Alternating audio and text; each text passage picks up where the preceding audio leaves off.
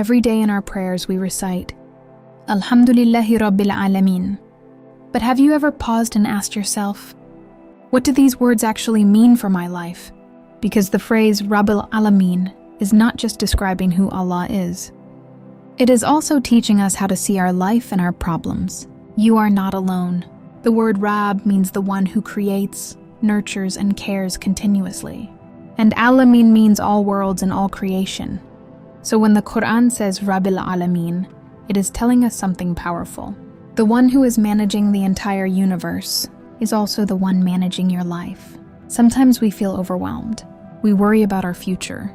We worry about our problems. But when you remember that your Rabb is the Rabb of all worlds, you realize something comforting.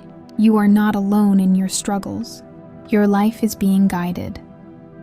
The word Rabb also carries the meaning of nurturing and developing something step by step. Think about a plant. It does not grow overnight. It grows slowly, with care and guidance. In a similar way, your life is also being developed step by step.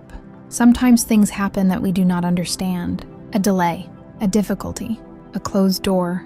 But the believer remembers something important. My Rabb knows what I cannot see. Your problems are small to your Rabb.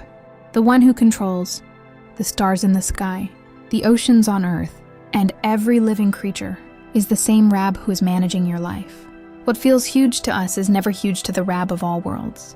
So when life becomes difficult, the believer remembers, my Rabb is still in control. The next time you recite Surah Al-Fatiha in your prayer, pause for a moment at the words, Rabbil Alameen. Remember that the one who created the worlds is also the one caring for your life. And when you truly understand that, your heart begins to find peace.